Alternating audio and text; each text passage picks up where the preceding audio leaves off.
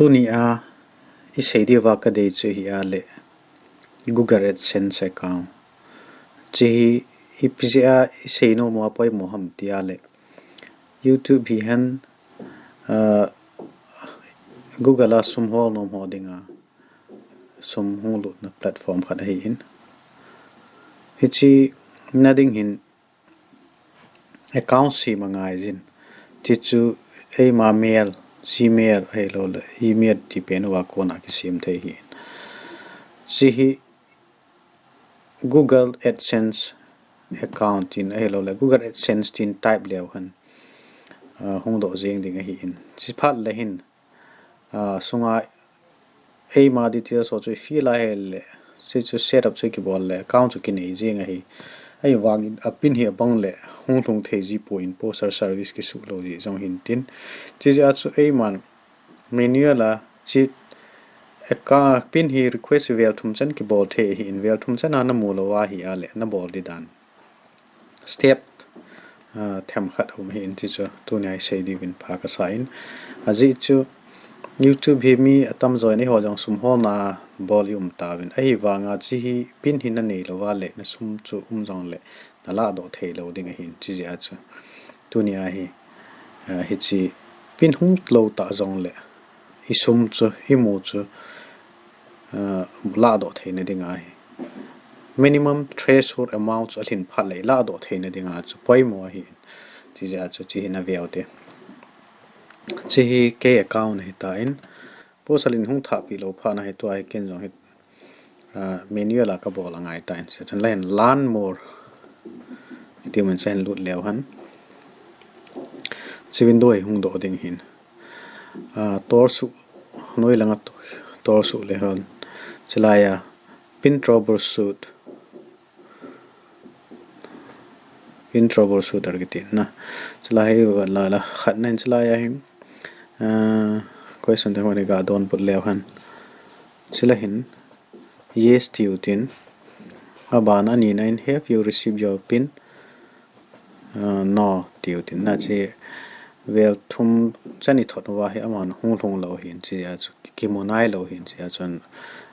no ti leo han aban len tor so le han have you requested 3 replacement pin yes vel thum ki request a wa hung thong lo hin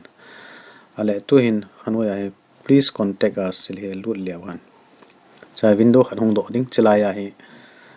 ipya on details also feel I thought you how much pen in name Google AdSense feel la imin tamong chana jo ipi dio hin lai abana email o min abana your AdSense publisher ID chalai publisher ID hi pub puma koi lo le di loading hi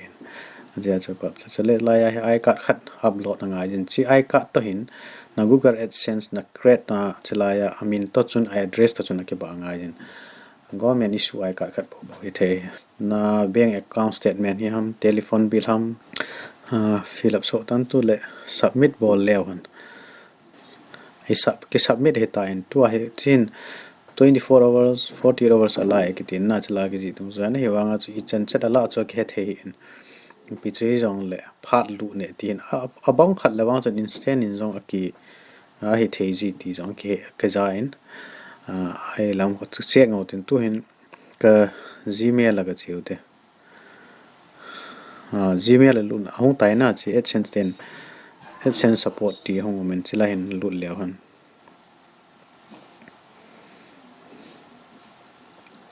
hong long tain thank you for contacting our customer support chi che he tain ala adang hong lu be am ve ki no te